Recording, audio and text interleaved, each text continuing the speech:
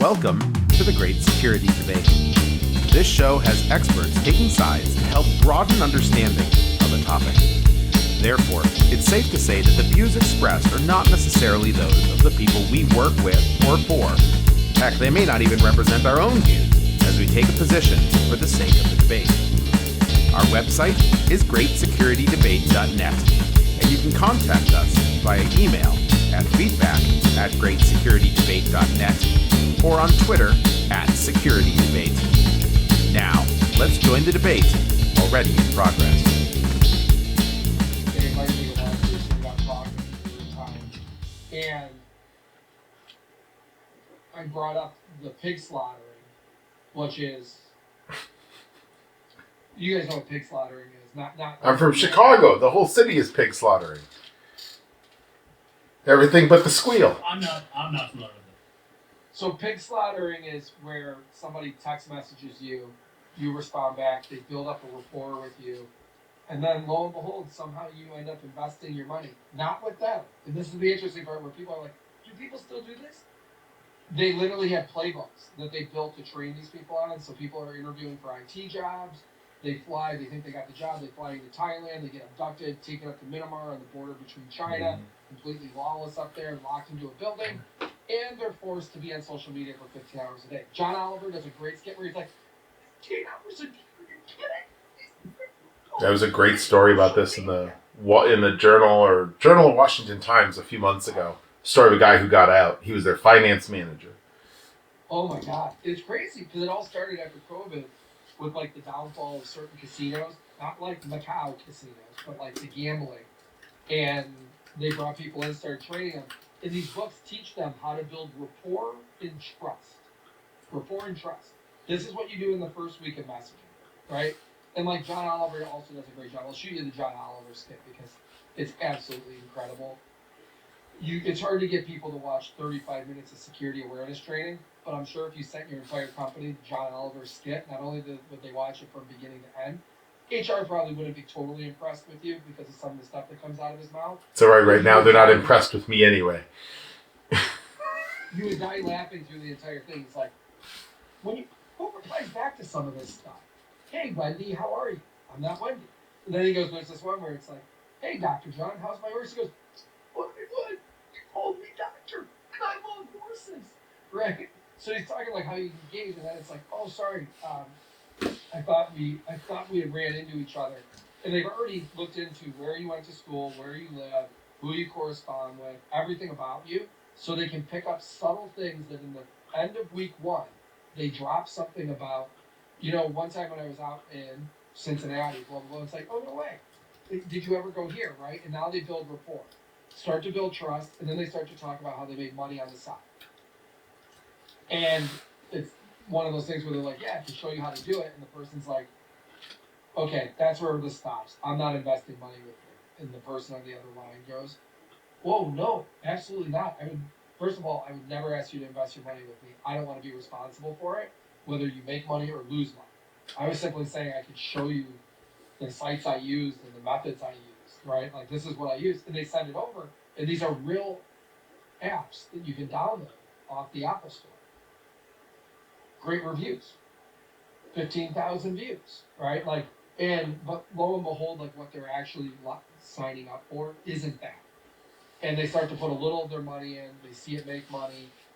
6 months later now they're putting like 50,000 in because they've made it, $100,000. So now they're putting more money in, they get their family to put it in. By the end of the year, they're at $1 million. And they're ready to cash it out, and it says, hey, you got to pay taxes on this. And that's when they realize something's fishy. Not only did they realize now that all their money is already gone, the last straw was for them to try to pay taxes on it. In the U.S. alone, this was over a $3 billion industry in loss. So if you're a startup like Abnormal with some of the shitty BDRs, right?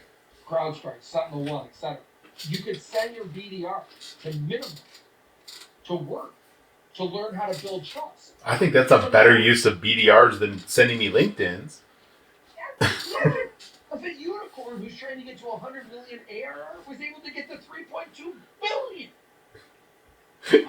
And with an equally viable product. support, you name it. Oh, So wow. they call it pig slaughtering. So when you say it to people, like everyone I brought it up to, I'm like, have you guys seen or read about pig slaughtering? Right? And like everyone pauses, they're like sausage making schmibs? No, not sausage making. I'm not talking gutta here, guys. I'm talking like, and they call it pig slaughtering because the whole like bulls. What is it? Bulls make money, pigs get slaughtered. Yeah. Yeah. It's incredible. And humans are the most important element. John does a really good job of saying, and guys, the point of this, why are we talking about it? He goes, if I can just educate a small part of the population, that maybe, just maybe, somebody will start to question, should I reply back to this? Because I'm going to be honest, if I got the Dr. John, how's your horse? I'm probably responding back. But do I actually think that I'd end up engaging and investing something like this? I'd like to say no. But take Tracy, for example, who did her research, who questioned every part of it, still was like, oh, this is a real site, this is real. And people still put their money in, Yeah. right? Like, it was pretty amazing. So I was thinking, like, off topic, pig slaughtering, the relation to one, something real going on, bring awareness to it. It also goes back to the idea of building trust. Two, tracers in the dark of what's going on with crypto. Excuse me. And like the $22 million payment that supposedly was just made, they knew right where that crypto landed as soon as it got there. So chain analysis, which also I brought up back here, chain analysis, they're like CFO or whatever, came from chain analysis. And the person at the table was like, so how do you feel about chain analysis? As I was talking about tracers in the dark, I'm like, is this a loaded question? They're like, no. I'm like, I personally think chain analysis is a good. People question the idea of people shouldn't be out there creating software to track what I'm doing in my life. And part of that is Bitcoin. I'm like, yeah, but it's a blockchain. It's open. It's public facing. So Right. if you did want to create your own software, As we can, doesn't mean we should. Well, just replace, so I'll play the other side of the coin. Replace the word blockchain with LinkedIn. You've got a public service. And by the way, this goes back to the opening comments. The comments we make may not reflect our actual views. You've got this public service and people are mining the bejesus out of it. They're scraping it. And so why wouldn't you go into blockchain expecting that that's exactly what people are going to do? Yeah, but Have we not met the internet? I don't think those are the same thing. Why I not? don't think they're the same thing. Because in LinkedIn, number one, I choose to be there. Okay, so there you can draw the parallel. But I choose to make Something. a Bitcoin transaction. But I can then choose every subsequent step I do on LinkedIn, whether I want to post, whether I want to like, whether I want to do anything. You're talking about something that is used as an actual currency or investment mechanism that is now I'm being Pseudocurrency. All right, pseudocurrency. The pseudocurrency. I would agree with that. You probably got some strong opinions of this group. Any letters, write them, send them there. 3 of us with 10 different opinions on the viability of crypto as a currency. But I don't think they're the same thing because I have no other ways of dealing with blockchain. I can't do anything on there that's not tracked, right? And if I've already bought into the currency, what am I going to do? Just decide that, bought an asset, don't want to use it now. I'm just going to let it sit. Cash it out. but you could. But you bought in. You also bought in knowing that it was a public chain. I mean, all of this is just, and again, I'm back to LinkedIn and Twitter. These are publicly visible items. Not that I agree with the way people mine them and the fact that they are, but the reality is it's going to happen. So if you're naive and don't realize the implications of taking that action in a public blockchain service, then it's no different than, well, what do you mean they're mining my Twitter things to find out more about me? Yeah, but here's the thing: if the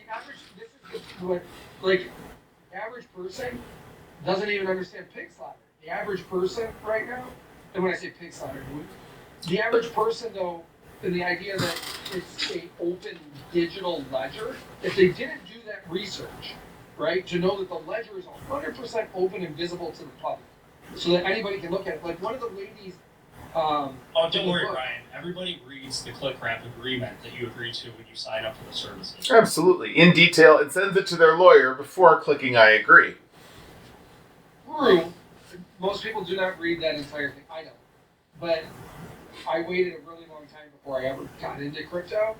And whether or not I am or am not really putting out there right now. But the fact is, the public-facing ledger part of it, one of the ladies in Tracers in the Dark very early on in crypto when she got interested, because she was huge into cryptography and figuring out ciphers, decided to start doing a few thousand transactions a day, just so she understood, this is when I did the transaction, here's where it landed.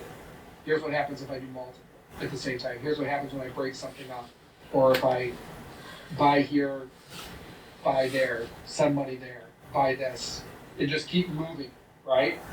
And it was like the idea of coding your DNA, right? If you could put a marker on some blood. And little by little, she was able to start to build a way to follow where the payments were going. It was like the first step before chain analysis ever existed. And I thought that was really cool because when asked to look at something, like right away she could go, okay, well, I know that if this payment went out and there was only one new purse open and a second one, right, that this is tied to the pay. I can automatically get rid of 50%, right, on the ledger. So it created unique ways to follow. So when I was asked the question, Brian, do you agree with chain analysis? I was like, yes, and here's why. For one, it's an open ledger, but for two, when you're committing a crime, one is heinous as where the book goes, like I can't remember, it was like chapter 28. This is after they took down Alpha Bay. This is after, Silk Road, Alpha Bay, and then this. And it was child pornography. Well, this isn't what these guys thought they were getting into when they started the investigation. This isn't teenagers. You're talking 1-year-olds, 2-year-olds. Some really, really, really bad stuff. And even the people that ended up having to work it were like, it changed me. Like I never ever would want someone to have to watch and see the stuff that we had to see as part of the investigation, right? And then to be able to fall, like it all came back to originally the beginning of the book, an IRS agent who was really interested in cryptography. And the IRS still talks about, like the biggest case to date ever, L components on the walls. To date, the two biggest cases in the federal government history, right, in terms of money, are 100% related to crypto. And it's crazy to see like what they were able to, one, discover, but then go back. And the people that they ended up tracking that were either A, making videos, right, or B, transmitting them and sending them. Some of these were people in the government, teachers, right? Well, people in the government, teachers, or other people. And it was, it's eye-opening. You say, like, yeah, we know that this is around us. Doing the investigation, because it's that open ledger, because of chain analysis and other techniques, to be able to follow it. This isn't like coming into court and saying, analytically, this is a 98% chance that this is the person. They're able to come in and say definitively, 100%, the person who owned this wallet paid the person who owned this wallet. And the person who made the video is this person because he sold it to this person. And that's what maybe people didn't understand, that the ledger was open and it could be tracked. That is the point of it. But the same thing can happen and does happen. The whole industry of forensic accounting exists for this exact purpose.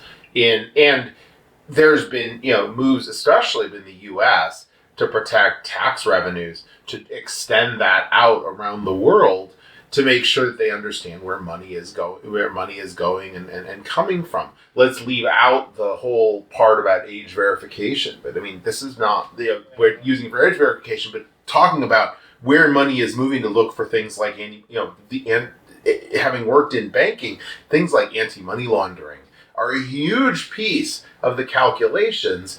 And why would someone expect that a public chain, a publicly visible set of transactions would be exempt from such scrutiny? Sure, I think the bigger difference though there, because if you're talking about forensics accounting, or if you're talking about a government agency trying to gain access to where do these payments go, there's a barrier in between. We're talking about somebody getting access to what's considered still private data, right? That's still housed within a company, within a bank, within something that's not publicly out there. My biggest fear is I think there is usefulness of blockchain in general, taking away currency, all of that, absolutely. As a fidelity mechanism, absolutely. Sure, the traceability of it is really good. But what really concerns me is now that we are heading go back to what Cambridge Analytica was able to do. Granted, they did it a lot on social media, and now you have buying habits that you're going to start getting of people. You know exactly what they're spending money on, and I think this could be pretty dangerous. Absolutely, which is why you don't use that. I mean, I'll get back to the public or private aside. Well, I guess no.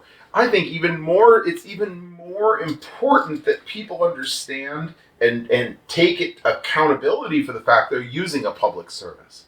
It's a publicly open service. Why would you not expect that somebody could or would look at it? Your comment about things in banks and other things, those are things where laws have had to been passed to account for them. But this is something that's visible to everybody. I've had to do similar kinds of blockchain investigations to look for tracing. So I mean, I get it. You're getting at the philosophical argument of being an eternal optimist versus an eternal pessimist. And now I have to look at everything I do and expect the worst out of people. I'm going to step off the curb, Eric. I'm going to look first to make sure a car is not coming, and I have to expect the car, unless I live in Ann Arbor, is going to keep going when I step on off that curb. So I have to act accordingly. It's self-preservation. It's I get it, but I go back to, and I agree with Brian, I don't think the average person has any clue. That you hear, well, it's public. Where you're thinking, okay, now I'm moving away from traditional financial institutions, which depending on different demographics, there's not a very positive view of financial institutions. Got it. But I don't think they take the next step on what type of data they're actually putting out there and what it could be used for. There's no education coming out around any of that. But does the average public care? They're the same people who are using Venmo, who for a long time posted out the comments through a public API, and people were mining those, using this to buy cocaine, and tying it to an actual human name. I mean, there's all sorts of these kinds of examples. And then, the sentiment toward use on social media, the level that things are posting. Again, there's generational questions in all of it, generational differences in all of it. But I guess, there's the problem to solve is making people aware more, sure, but anything in the public, we should now know in 2024, is going to get the shit mined out of it. Period. The record there, too, though? Is that the title of the episode, Mine Everything? But there's a certain amount of cost. If they really wanted to go back and try to mine everything to figure out who everybody is and who buys pepperoni pizza, there really isn't enough. There wouldn't be enough profit gain in understanding that because there's other. They're buying that from the credit card. They're getting that from the credit card purchases. Right, and if they really wanted to know how many people buy pizza with crypto, I think they'd be really disappointed to find out how small that number is. Right, but what is interesting though is when you do find a site like the one that they found in Korea originally. I'm trying to remember it. Anyway, like the same thing with Mt. Gox, right? Like. That's how chain analysis started. When you have something like that happens, it's where'd the money go? We're going to find out where the money goes. It took them years to figure that out, right? So it wasn't like they just plugged something in and figured it out. It takes a long time to do it, and then you still have to build the case. So when it came, like the interesting part about shifting from like Alpha Bay and Silk Road to the child pornography, it was like you went from Silk Road and Alpha Bay to these guys that were extremely technical. They were cyber gurus. they had set things up to offer a certain level of obfuscation, as well as the fact that once that computer, you had to catch them with the computer open, which makes it really difficult, right? That computer closes, there's no way you're getting in. Where then they get into the child pornography part and they're like, these people really thought that everything they were doing was hidden. That, we're using Bitcoin, right? And they're like, the level of going from the case we just did to plugging in here and immediately being like, oh my God, what is going on? Is this really the person? Like, yeah, it is. But it started with a site that had really, really bad child pornography. And from there, they're able to see this person's purse, right? From there, then they're tracing out. So they're starting with the bad and then moving to who's engaging with them and providing the materials for this person, right? And that's where the chain analysis and the companies were coming together to do this. So, like, I look at it as if the government is using chain analysis, which most of the law enforcement agencies, and this is the part that's really, really tough. When asked, are there any governments like chain analysis? Are there any governments out there that use your product for the wrong reasons? Right? They're like, well, when we find that out, we remove it. We don't allow them to use our software. Kind of reminds me, like when we talk from the cell phone side of Pegasus, like, well, we try not to sell our software to people that are going to use it that have really bad human rights histories, right? It's like, do you though? Revenue is good, Brian. Revenue is good. No, it's... Profit is good. Well, profit is good. Profit's really good. I don't deny I work for a for-profit company, of course. Profit is good. But the define good and bad in that. There's, again, an investigatory... I'm not talking about the users or the people they're investigating. I'm talking about the uses. Again, there's legal and there's illegal. If it is legal or there's a legal path to it, then making a good bad assertion is a different thing. I have my thoughts on privacy versus not privacy, but that doesn't play into the legalities of certain things, whether I like the legalities in this country or not. The other thing is, you made the mention about people not realizing there's a huge piece of law enforcement that depends on the stupidity of criminals. And you can't overcome the fact that there are people who just don't know the implications of the work they're doing and of what they're doing, of the things they're doing. And if they're doing it in an illegal manner, then why should that prevent, why should, lack of knowledge of the law doesn't excuse not following the law? All of these sorts of things lead me back toward, again, you're doing something out there, you should expect in 2024 that multiple somebodies are going to have eyes on it. Whether it's a public entity, whether it's a law enforcement, there's different groups that have different eyes on different things. But I think that there's the expectation that some of it that's being tracked is probably pretty innate by now in people. And it's either just, I don't care, or I'm not thinking about it, and therefore I shouldn't be held to the standard of it. It doesn't play with me. So to go back to something you said, maybe you didn't mean to say it this way, but it sounded like what you were saying is you were creating a disconnect between privacy and the legality of something. For the moment. I think they're directly linked, and I think that's the crux of a lot of our problems. That we refuse to deal with privacy issues in this country, so what do we have? Every state is rolling their own right now. Makes my life, makes us all much more employable, but a lot more difficult to manage. And that's one of the problems, right? Mm-hmm. We're not building these guardrails that say, okay, we know companies are going to come up with all kinds of creative ways to collect data, to fuse data together, to do all of this, but here's the constructs of how you're allowed to play. These are the rules of the road. You step outside of that, now it becomes a legality issue, but we refuse to actually create that. And debating whether GDPR went too far and there's some middle road, a different conversation, but we need something because technology is just going to continue to evolve, and we cannot. There's no box around it. Agreed. And then this comes back to, and now which I will debate against my own comments. Just because you can doesn't mean you should. Yeah, the idea of That's the not idea. a legal principle. What's that? That's not a legal principle. Agreed. I get it. I agree. Agreed. I'm talking on the right, but this is you're making my original point for me. As much as I don't like that it's true, it's true.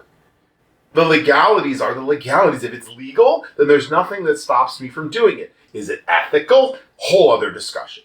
So we've talked about this a little bit before, and this is on the idea of applications, cell phone, things that you're using your phone, tracking you, so forth. And nowadays, when you go ahead and open up an app, or download it asks you, only while in use, right? A lot of times, people don't know that they leave things on or it is in use. Mm-hmm. In order for a government agency to track you, they have to submit a subpoena and a request. Or buy it from a commercial company. Well, that's the thing. Oh, did I just rob the punchline? Sorry. Yeah. It used to be submit a subpoena. Yeah. Right? Now it's just cheaper to get it from Google, or not from Google, from a company that's buying the data from resource A, B, C, or D, and now we have everything that we need. And it's not necessarily illegal to buy it versus acquiring it yourself. So back to legality. Of course they're going to take the paths that are legal and available to them. Again, back to the ethics and the should you is a different discussion. But yes, of course. So again, you have to assume that somebody's out there. The cell phone location data is being mined. All of this stuff is being mined. Why wouldn't your Bitcoin transactions be mined? And it goes back, like, when you look up, Eric, I'm looking for McDonald's. In order for it to tell you the McDonald's closest to you, it has to have the ability to know your location, right? Yeah. So, people, when it pulls up where you last were and it was like Arizona, you're like, out there, dumb phone. Maybe you should be having it's not tracking you. But this is where, if we take this back to economics, that's where share of wallet is supposed to vote out some of those companies are doing that. I keep looking at Apple. Now, I would say Apple continues to do the right thing. That, hey, we may take a revenue hit, you're not going to like this on the apps, but we're going to disconnect and allow the user to choose if we have sharing of information between them. We need more of that in the ecosystem to start creating containers around our data and put us in a position to choose whether I want to share that or if I don't. And it should be only opt-in. I should not be opt-in by default. Adobe scanning your files, your data, that should be an opt-out. It should be an opt-in. It was an opt-out. For those that don't know, Adobe turned on their AI scanning. Now, I want to be clear, they did not turn on training with this. I railed on it. I got very clearly corrected, and I stand corrected. It is not doing retraining, so documents you do, but it's still doing some kind of mining. I don't have a clear answer if it's on device or if it's being shipped out, but they turned it on by default in Acrobat Reader for the 5 people that still use it. But apparently I did find out Windows still doesn't have a native PDF reader, so I think people on Windows use it. But the fact that it went on by default. That's not true. What's I can that? open anything in Edge. I can open PDFs in Edge. That's by default. Well, of course, Edge can do everything, There, but including importing your Chrome bookmarks without asking. The fact that it went on by default, there are contracts that exist that say no mining through LLMs. You can't, and the use of PDF. I understand why you want to put it on to get the massive uptake, 100% participation, and then you have to figure out through a painful method how to get out of it. Just like getting signed up. If I want to use your product, I have to agree in the US to also taking your marketing crap, and then figure out how to get out of it. But the same thing here. I'm using Acrobat. It starts mining, and I have to figure out how to do it. By the way, it's also an individual opt-out. And to do it at a company, you had to send in to Adobe, and Adobe's answer was, it's really difficult, and we don't have a method yet. That kind of stuff. That's not okay. But it's exactly what I expect. Eric, you were about to say something before, though, and I have a question for you. Have you looked at Monero or Zcash? No, I haven't. Because, like, granted, when the book ended, I can't remember the timeline there, but I think at that point they said, like, chain analysis had ways of looking at Monero, but Zcash was one that they still thought was, at this point, pretty untraceable. But use the words there, pretty untraceable. Again, I don't know the ins and outs enough outside of reading the entire book, Tracers in the Dark, and then trying to do my own little research on the side. But I could see the angst when somebody asked me the question, how do you feel about chain analysis? And I took a deep pause, and then I said, knowing what I know now, and reading what I read, and you can't unread or unsee something, and knowing that that exists, this type of crime exists, to be able to use it to trace that, right? Like, I thought was really good. Now, Yeah, it's an ends justify the means. So we're going to go full philosophical. It's I know this is almost going. This is a tough one, but it's interesting that if I do all of this bad, but then I do this one good, does it justify all of the bad? Right? I don't know. I think there was a movie with Albert Brooks, Defending Your Life, in which you find out, but not until it's too late. Yeah. Is this back to like the Nobel Peace Prize? Right? That create dynamite that kills a lot of people. Well, I don't want to be known for that, so I'll create an award that's all about creating. Let's go back to Adobe. So Adobe, not unrelated to the current thing, Adobe some years ago created an audio engine that had the ability to manipulate audio. They chose not to release. They were considering it the Photoshop of audio. It was the potential best tool for deepfakes. I'll put a link to the article about it. They chose not to release it because it could be used for too much harm. That's a good thing. Like, that's an ethical analysis. Like, companies don't have to have IRBs like researchers do. Institutional review boards, where you look at the efficacy of your study, the ethics. Like, any type of human subject research has to have this kind of IRB review, but there's also a huge ethical review. Too often we don't think about the implications of the thing we do. Back to think about recent movie pop culture Oppenheimer. The idea that I created this thing that is now can be used to destroy the world. It's a tough one, and you don't always know. But if you take some time to think about it now and think through the implications, you also don't know all the ways somebody's going to turn and change how it gets used down the road. It's not a perfect game.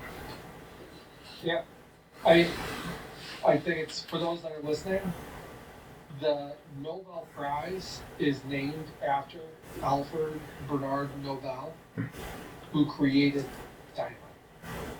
Mm-hmm. Most people don't know that, but in Oppenheimer, that was a great part of the movie when they make that correlation, right? And again, you don't know how something's going to be used. The team working on Oppenheimer's team, pretty much knew what that thing could be used for. And, well, I shouldn't say could be used for. They knew what it was going to be used for. War, but to end wars. But they were very worried about what the implications of that would be. And Right. we've seen how that's played out for the last X number of years. The same thing could be said with the idea behind cryptocurrency. Yes, people thought they could hide behind the veil of it.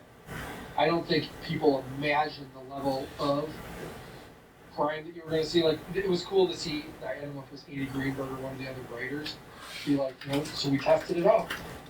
Maybe we should have got our editor's approval first before we ordered an ounce of, cocaine. But sure enough, it shipped up in a box, right? Like, Yeah.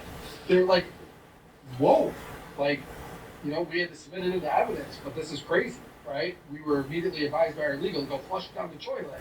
Yes, your experiment worked, right? But you just committed a crime, right? You bought drugs.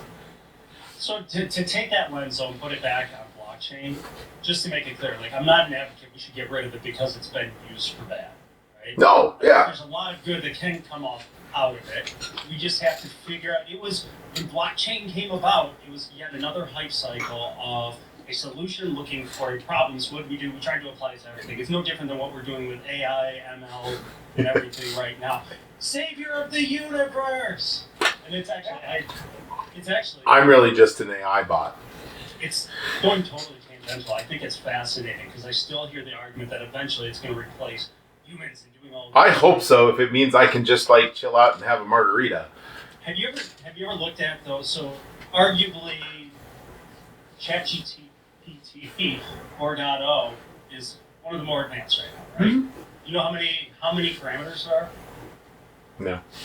1.76 trillion. Cool. You know what the estimate is of the human brain? 100 trillion. The gap between what a human brain can do and what AI, we're still so far off from being able to mimic anything we're doing. But no different than ChatGPT, all of those engines are going to be used. There's going to be nefarious uses. Sure. To completely avoid that. But And then we're going to over guardrail it so they become ineffective. yeah, but it's one of those pendulum shifting, trying to figure out where is that happy medium. Yeah, absolutely. But the idea of replacing humans, replacing really smart humans, or replacing laborers, right? Because Oh, careful there, Brian. right, but show me show me a robot where AI is going to be able to take this A level of precision and repeatability. So for those that are clearly listening, not watching the video, Brian was just effectively doing the robot on screen. Amazing. Yes, but Brian, you don't need AI. But Brian, this is the thing. AI is just repetition. Like these robots have been in automotive factories for decades. No, but they were showing like a human robot. They're like, look, you can pick up this spring. And we gave him 3 fingers. And I watched the thing lean over and try to pick this thing up and then bring it over. And I'm like, you just showed a $200,000 vehicle because the tag time for him to try and pick that spring up was like a minute.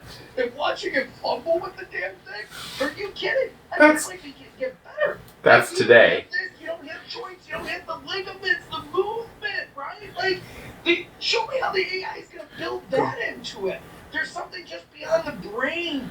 The key there is not putting it in the context of replacing human. It's making people more efficient. People more. You're I right. agree with you, Dan. If I can take a repetitive task, like answering your questionnaires, Security question is, well, I'm all for that. And answering them with some logic because you can't, whereas robot mechanics on a line are about repetition and doing the exact same thing every same time. The nuance where you're emulating human thought is helpful, but it's also not going to get you the last mile. I was doing an interview 2 weeks ago, and we're talking about this in patient safety. Why there's this bearish approach toward the use of AI in drug development. It's very, it's much more bullish on the front end where you're understanding, doing things and using it to help pick out scenarios that may or may not be viable. But it's definitely not on the far end when you're doing actual testing. When you cannot replace the real world testing. Brian, this is the discussion you and I had in chat, in text a few weeks ago about that's why we, theory will only take us so far. And then, additionally, the other, that's why we play the game. That's why they play the game. You play the game to see the actual outcome that comes, not just the one you predict will happen. If we could do all this without, I think it'll take us and over time, it'll continue to take us further down the line. But the limit of that as X approaches infinity, it may be 0, but maybe it'll actually never achieve 0. And just for the record, I do feel bad for the AWSs, the Apples, the Googles of the world. They're making plenty of money. Don't feel bad for them.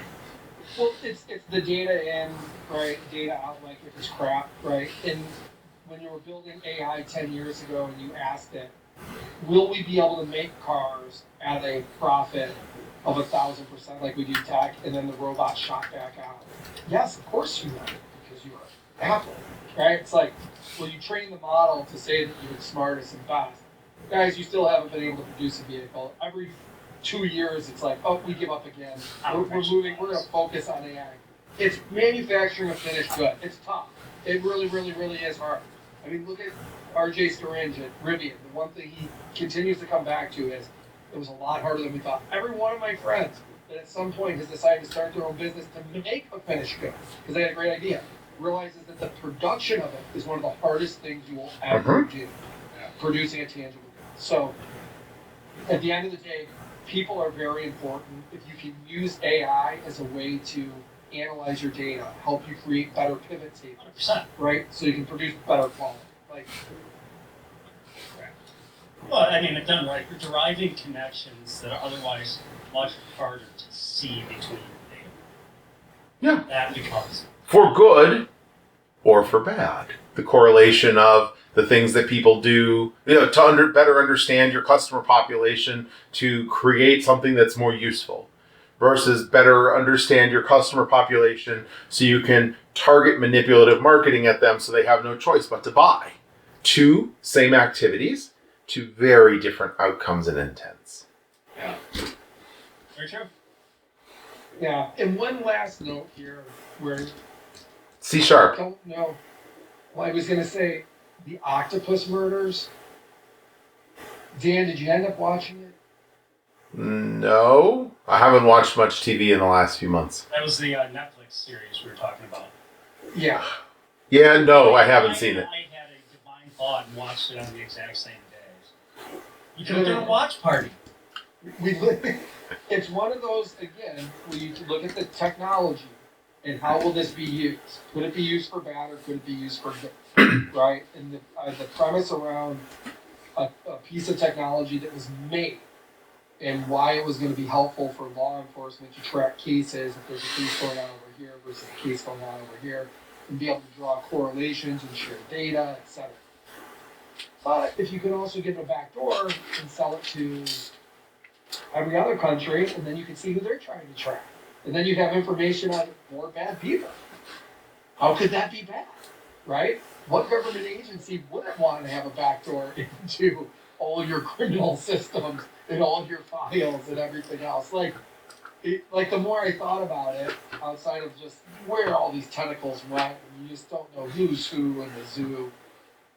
But if you come back to that technology at the very, very beginning and why that's so valuable, right? And why people look at data.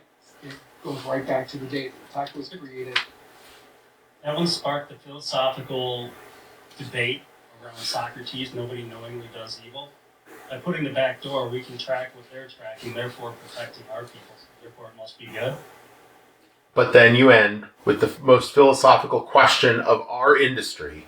Who watches the watchers? And with that, we're going to close for today. Thanks everybody for joining us. Erik, thank you. Brian, thank you. And thanks to you, the listener. We really appreciate your being part of this. You can find us on our brand new website, Distilling Security /Security Debate. If you go to the old greatsecurity.net, you'll get redirected. But this is our new home for all of our current and past episodes, but also all of the other content that's part of the Distilling Security Network now and that will come. We are also on Twitter. I'm not gonna stop calling it Twitter. I just can't do it. Something old dog new tricks. At Security Debate. And you can always email us. Feedback at greatsecurity.net. Thanks again, and we'll see you again on the next Great Security Debate.